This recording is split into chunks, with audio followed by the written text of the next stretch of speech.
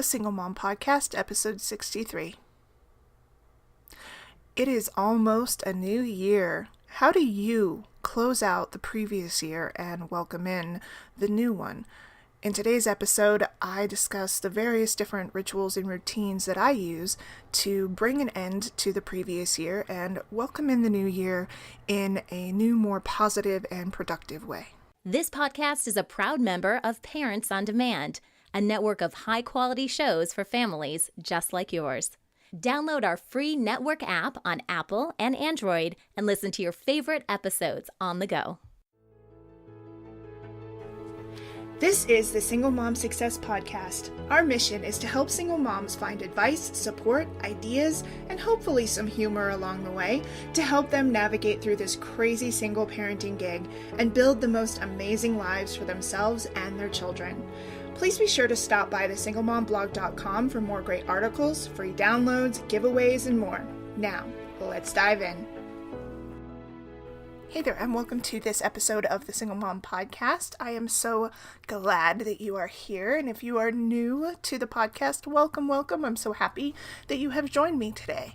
So, today's podcast is the last one of 2018, and holy crap, I don't know if you're like me, but this year has been exhausting. It's been a really, really exhausting year, and I don't know if it's because of the political climate and a lot of the stuff going on in the country, but it just seems like this year, wrung me out. It's so hard to explain. It's been emotionally and physically just draining. There's been a ton of really, really amazing stuff that's happened, but it seems to, from my perspective, have been just completely overshadowed with all of the negative crap, right? And regardless of what side of the political spectrum you're on, or, whether you like or don't like the president, or, what, you feel about various different things that have gone on in the country and in your local communities and things like that, it just really seems like it's been really extra divisive, right? And I don't know if that, I have my own personal beliefs on that, but it just feels like it's always been that way to an extent. I mean, we've always had the, Republicans versus the Democrats and the conservatives versus the libs and all of that. But it just seems like it's gotten worse. Sort of like it's been building and building and building, and we reached the pinnacle this year. At least, God, I hope it's a pinnacle, because next year I can't do it again. I just can't. So that kind of brought to mind the idea for this podcast and the thought process and any processes that you have for closing out the year. So I personally have various different things that I do when the year comes to the end and I want to close it out and sort of start with a really good plan for the new year, some goals for the new year, because I don't do resolutions, and I think that I've done a podcast in the past about setting goals instead of resolutions. If you get a chance, take a listen to that before or somewhere early in the new year. I discuss how, resolutions typically don't work, right? You sort of, they always have, in my mind, this negative connotation of, yeah, they're a great idea, but because of the fact that we label them resolutions, it's almost immediately in your brain somewhere that you're going to break them. Right? That's just where it is, because that's the first thing you think of almost automatically when someone says, oh yeah, I have all these New Year's resolutions, and you sit there and you go, oh yeah, I wonder how long that's going to last. Okay, Debbie, yep, in about a month you're going to be pounding another cake, or whatever. So, but in reality, it's sort of how our brains are programmed. There's sort of a negative now connotation around it. And so instead of setting resolutions or creating resolutions, I talk about setting goals. And it's just a different mindset. It's still the same principle. I mean, there's still the same, this is what I would like to accomplish, but it doesn't have that resolution tag to it. So I highly recommend that you listen to it because it's helped me a ton. I haven't set resolutions for a very long time. And, sometimes I meet the goals I set, sometimes I don't. It just kind of depends on how my year goes and, where I'm at and, what those goals were. Sometimes they're a little too audacious. Sometimes I set these really, really crazy goals for myself and I get, a certain part of the way towards them, but I don't completely, accomplish them. But it's still good to have them and make progress. It just gives you that feeling of progress instead of, oh, I screwed up. I broke my resolution. And the second you break your resolution, you stop. Like but with goals, you set a goal and you attempt to meet it and you may not have met that goal, but you make progress towards it. And so you don't just quit because you didn't quite meet that goal. Then the next time you sit and you go, okay, when I set this goal, maybe I need to make this change, or maybe I need to make it a little less audacious and give myself a little bit of leeway, or whatever the case may be. So if you're like, oh, I was gonna, eat healthy 6 days out of the week, but I only ate 5. And so I already broke my resolution. So screw it. Right. So it's just that mentality. It's a shift. You look at it differently. So yeah, if you get a chance, listen to that. But, so again, that's part of my process for closing out the year and sort of welcoming in the new year. So, I thought I'd share some of what I do with you, and I would love to hear if you have any, routines or rituals or anything that you do when it comes to the new year. So, one of the first things that I do is like I just talked about, I sit down and I do some goal setting. I start thinking about what my, very, BHAG, what they call BHAG, big, audacious, hairy goals, or big something audacious, hairy, audacious goals. I can't remember it off the top of my head now for some reason. Sorry. But it's basically just these very, very grand ideas of what you would love to do. Like, I would love to buy a $500,000 house, which, actually nowadays it's not quite as grand as it used to be. But I'd like to buy a bigger house, or I want to buy a brand new car, or I want to go on a trip around the world, right? Sort of this grand idea. So I have those that are just these big, big, big, big goals and that I would love to accomplish. Now, it may not be something that I accomplish within this year. Maybe it's something that I accomplish within the next 2 years, right?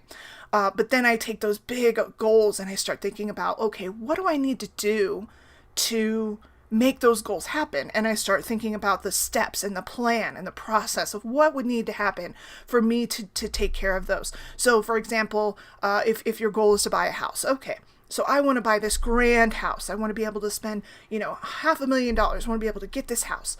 I need to work on my credit. I need to improve my credit score. I need to set up a savings account to put money into for a down payment.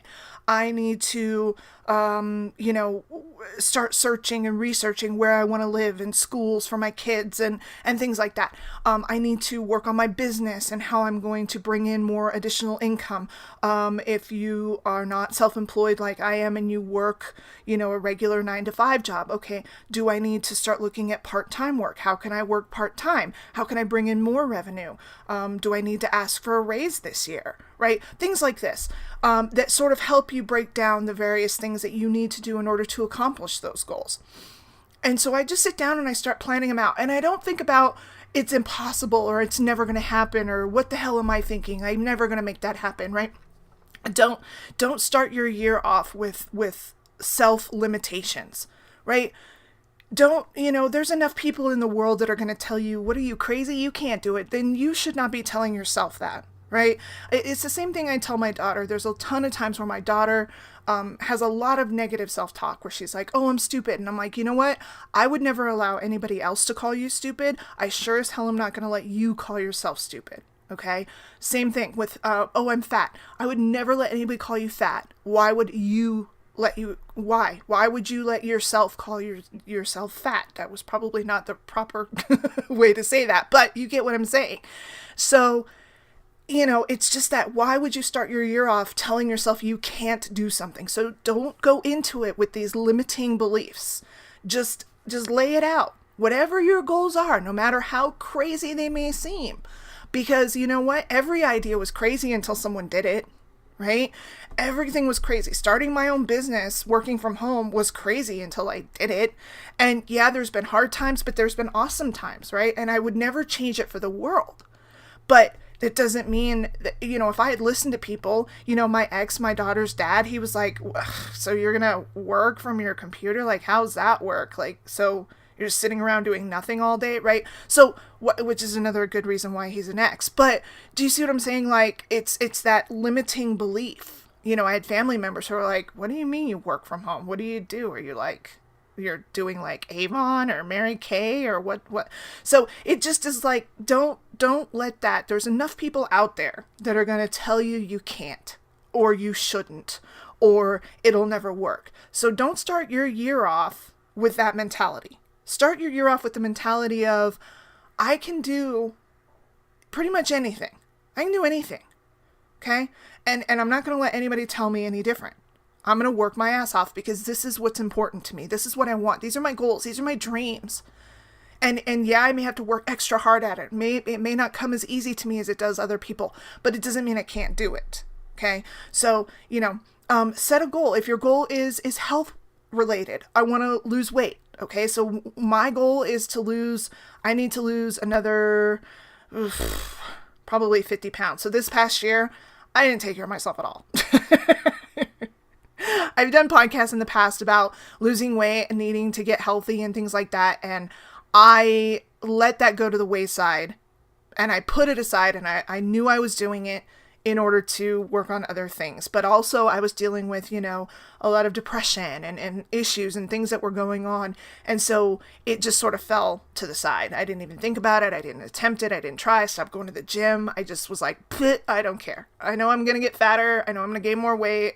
And I really don't care. And I just accepted that. But this year, things are doing better. Mentally, emotionally, I'm doing better. Better than I've been in a long, long, long time. And so now I'm like, okay, I'm getting back to the gym. I started the whole keto thing, which is confusing to me, but I'm working on it. It makes me sad a little bit because it's all low carbs. Like, you got to cut out a ton of carbs and a ton, like all sugar, which was been like a staple of my diet, which would probably explain the additional 50 pounds. But, so there's a whole process that I'm working on and going through. And as I go through, I'll probably do a podcast or a blog post about that. But, so my goal is to lose 50 pounds. Now, I don't expect to lose 50 pounds by February. It'd be nice, but I don't expect that to be the reality. So I take that very large goal and I break it down into, I'd like to lose 5 pounds every month, which is totally doable because then by the end of the year, I will have hit my goal, right? So totally doable, totally workable.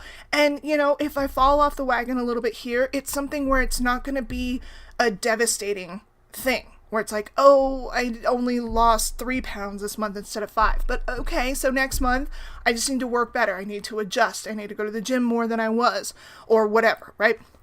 So, those are my goals, and that's how I process that, and that's what I work on, and so you can set those goals for yourself. But again, don't set yourself up for failure. Make sure that the goals are manageable, that you can break them down into smaller pieces and work towards that end goal, as well as, don't let anybody tell you can't, or that you're dumb or stupid, or it's a dumb idea, or, and definitely don't tell yourself that, okay? Make those crazy, audacious goals. Make those little goals. Maybe you don't have big, huge goals that you want to meet. Maybe it's just something small. Maybe you only want to lose the extra 5 pounds you gained over Christmas. Okay, sweet. You can do that in a month or two, right? So just make those goals for yourself. That's the first thing that I do to close out the year and then start looking towards the new year. The next thing I do is sort of do a closeout ceremony of my year, right? So I look at 2018, I sit down and I think about everything that's happened, things that were amazing, that went really well, the successes that I had, the good things, the positive things, all the things that I'm happy about, proud of, the things that were just awesome. Like this past year, my boys graduated high school. My son, who was, had significantly, like, just severe, damage to his brain from, when he was shaken as a baby. I have a son who was told, I was told he would never leave the hospital. He would probably be in a vegetative state for the rest of his life. And this past year, I watched my son walk in his cap and gown and accept his diploma. He graduated high school with his twin brother. And it was amazing. It was the best experience ever. And I bawled like ugly tears. It was great. So, that happened, and my beautiful daughter, made the honor roll a couple times. She's done wonderfully and she's amazing. And, I have managed to, sort of get, myself into a better place emotionally and mentally, and get really to a solid positive feeling, and there's just so many things. My business has done really well. There's a lot of really great things that happen in my business, but there are a lot of bad things too. So then, after you're done looking at all the successes and all of the things that went awesome and amazingly well, then you start looking at some of the stuff that, maybe wasn't so hot, wasn't so good, so then you can think about, okay, what am I going to do next year to try and keep this from happening? Right? How am I going to make sure that I don't fall back into a depression? Well, I'm going to continue to eat better. I'm going to continue to see my doctor, let them know what's going on, take the medications that I've been given, exercise, make sure I eliminate negative influences in my life, and, keep out all the bad people that were just dragging me down, things like that. How am I going to help my health? Okay, looking back, okay, I gained weight last year instead of lost weight. Okay, so I'm going to take steps to ensure that that doesn't happen. Maybe you've spent time last year in a relationship that was not healthy for you. Maybe it's time, as a new year comes, to take a look at it and go, have the bad outweighed the good?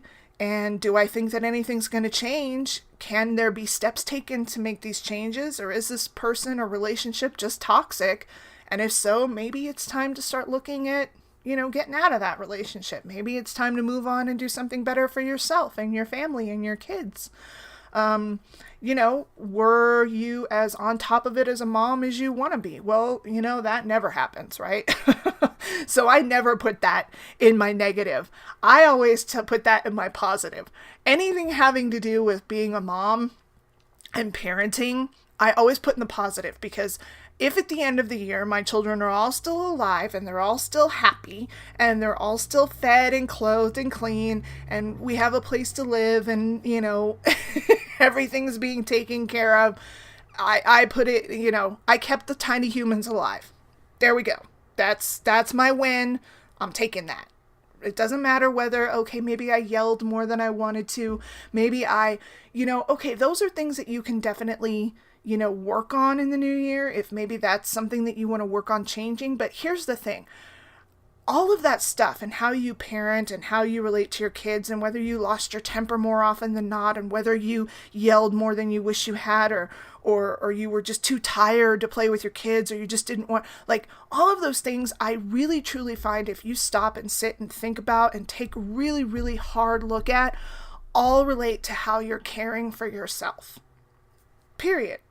How are you taking care of yourself? Are you depressed? And if you are depressed, if you're not taking care of that, if you're not handling it, you're going to be exhausted. You're going to have a shorter temper. Things are going to frustrate you more easily. You're going to be disinterested in pretty much everything, right? Your appetite is going to suffer whether you eat less or more than you normally do, right? You're not going to be interested in doing things with your kids. You're not going to stay on top of the stuff that you're supposed to stay on top of. So I truly believe that how you care for yourself has a direct correlation with how you are as a parent, as a mom. So if you sit down and you think, God, this past year I was just crazy. I was the crazy mom, right? Then that means you need to start taking a look at yourself and go, okay, where am I at? Am I happy? If I'm not happy, why am I not happy? What's going on? If I'm not sure why I'm not happy, maybe I need to go talk to my doctor. Maybe I need to change my diet. Maybe I need to start exercising so that I can, get those endorphins going or whatever it may be. And you may not have depression. You may not. Unfortunately, depression is very underdiagnosed because people are ashamed or embarrassed to talk about it, but it truly is something that if you stop and think about it, my doctor broke it down for me really well. She goes, being depressed isn't just sitting in the corner crying all the time. It's exhaustion and mental fatigue and confusion and lack of attention. And this, I'm like, holy crap. I'm like raising my hand every time she mentions one of those, symptoms. I'm like, okay, that's me. And that's me, and that's me, and that's me. Because, lack of interest in things. It's not sad or thinking of doing harm to yourself. I mean, those things are part of depression, or they can be rather, but a lot of times people just have, certain levels of depression and they just need a little bit of help, right? So maybe you need to start focusing on yourself, right? So taking that sort of internal stock as well is part of my closeout process. How was I feeling? What did I do? How did I deal with certain situations? Do I need to start, paying attention more to what I'm eating? Do I need to pay attention to my mental health? Do I need to pay attention to my emotional health? Where am I at on this spectrum? And if I want things to be better, then I obviously need to change something, right? I can't continue doing the same thing and expect things to just change, right? That's the definition of insanity. Doing the same thing over and over and expecting a different result. So if you've been sort of hitting a wall in various areas of your life, you need to start taking stock and going, okay, what do I need to change this coming year? Okay. And then make that part of your process. Another part of my process for closing out the year and bringing in the new year is sort of like for lack of a better term, it's sort of like a cleansing ceremony. It sounds weird, but I sit down and I think about the things that are negatively impacting me. And I know that they're negatively impacting me, whether it's people, whether it's self-talk, the things that I tell myself, right? So if you sit there and you tell yourself, you're a failure, I'm a failure, I'm a failure, I'm a failure, I'm a terrible parent. I write those things down.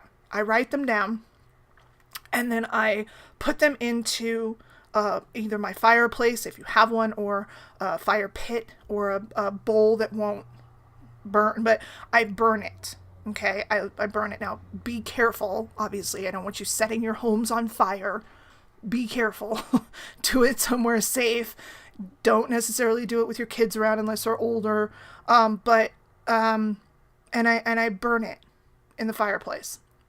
And instead of thinking of that and that negative, whatever that negative self-talk is, whatever that negative thing is, I flip it. I readjust it in my brain. Okay? I am not ugly. I'm beautiful. I am beautiful. I am beautiful. Or I am not a failure. I am successful. I am successful. I am successful. I am successful.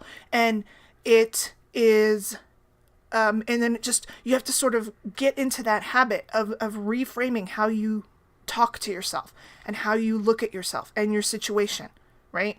Because again, it goes back to, if you allow people to talk to you that way, you feel bad, right? If you are living with someone and they're constantly telling you you're nothing, you're nothing, you're nothing, you're nothing, well then you're going to feel like you're nothing, right? Little kids, that's how they develop self-esteem issues. That's how we all develop self-esteem issues. If you got somebody who's verbally abusive, they keep telling you you're crap, after a while you sort of start believing it, right?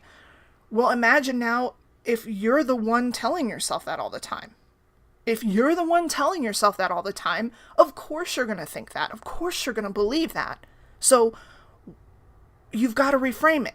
If you want to feel better, if you want to do better, if you want to be better, you have to reframe how you think. If you're beating yourself up all the time, of course you're going to be beaten, right? There's just no way around that. If you beat yourself down constantly, you're going to stay beaten. End of story. So you've got to flip it. You got to flip it in your head and make it so that it becomes second nature. You got to keep doing it. And months and months and months. And it may take a while, but you've got to reframe it. You got to reframe it in your head. So that's part of my process too.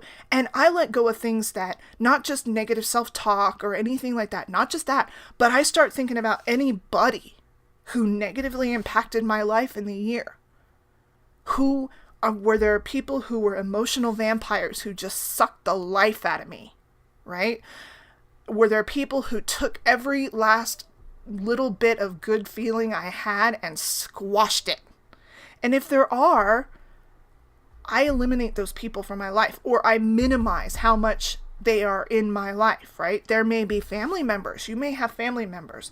Now, I am blessed to have, for the most part, the majority of my family are amazing, awesome people. I've got some relatives that I'm just like, I'd rather stay away from you because you kind of are a jerk. But other than that, the majority of my family members are wonderful people.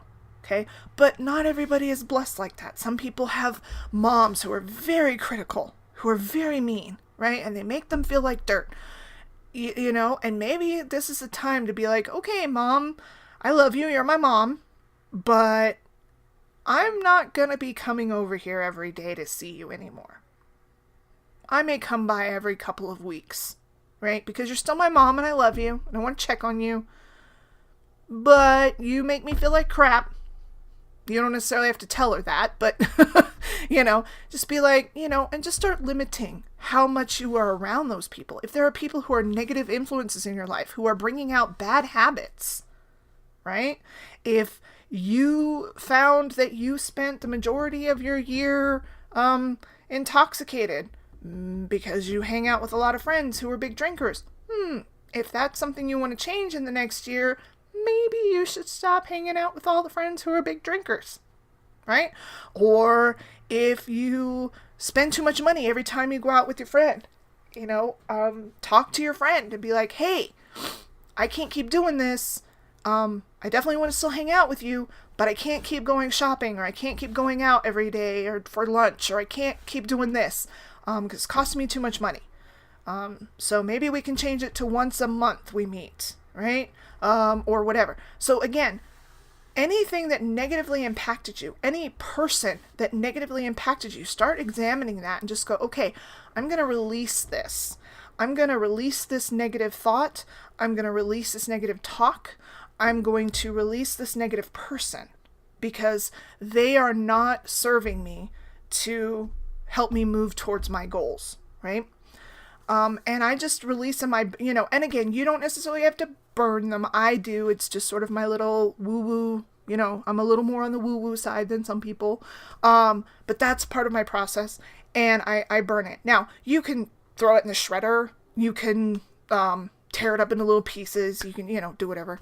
Or you don't have to do it at all. But I absolutely recommend sitting down and thinking about this process of what thoughts negatively impacted me and switch them, flip them around, because if you're talking bad about yourself, you're never going to feel good about yourself.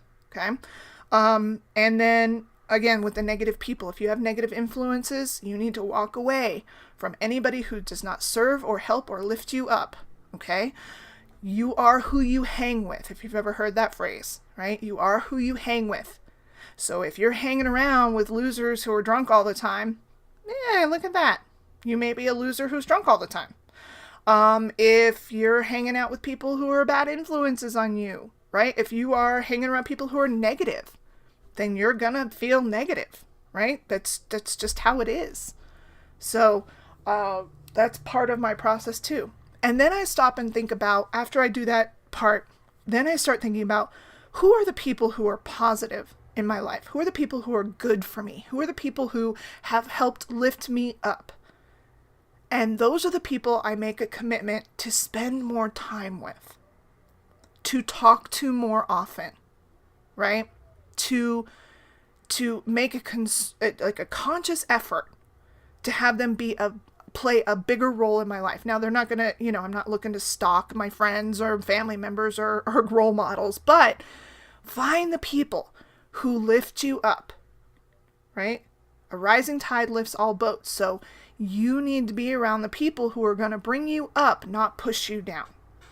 If you want your year to be better and things to get better and goals to be met and life to be improved, you've got to be around good people who are positive for you, who help bring you up. It just simply is. Okay. So I always think about that too. And then the last thing I do for the year, and goes back again to the woo-woo side, I burn sage all around my house. It's called smudging.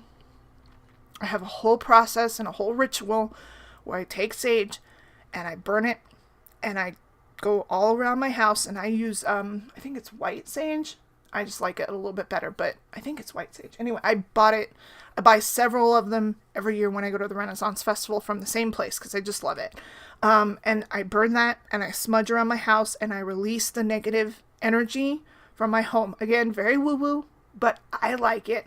And I personally feel like it's just, and it's a mental thing too, but I feel like it just sort of helps cleanse my house and cleanse my body and cleanse my mind, and just sort of clears out all the bad juju. Any bad juju that's left around my house.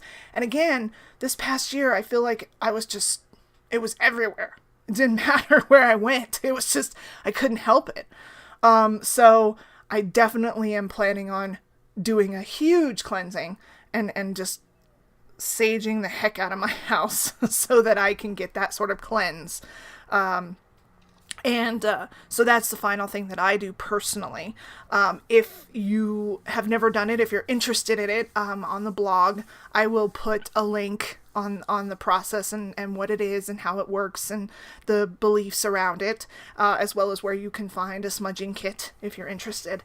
But I personally like it. It's definitely a spiritual thing that I do every year to close out my year and ring in the new year nice and fresh and clean, like a nice clean slate. So, that is how I close out my year and how I plan on welcoming in 2019. So I hope that you found this informative and it gave you some great insight and information and ideas to maybe bring in your new year in a new way. And if you have your own rituals or processes or ways that you greet the new year and close out the old, I'd love to hear it. Go to the Single Mom blog and leave me a comment. I would definitely love to hear from you.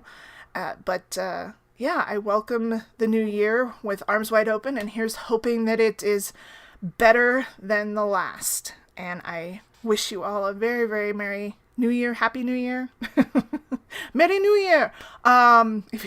Sorry, if you've ever seen it's Eddie Murphy. Anyway, sorry, couldn't help it.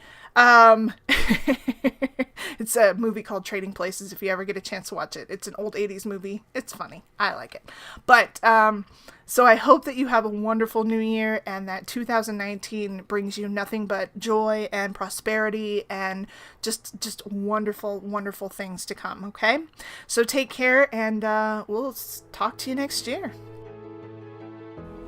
Thanks for joining me today for the Single Mom Success Podcast. I hope that you enjoyed it and that you found it inspirational in some way.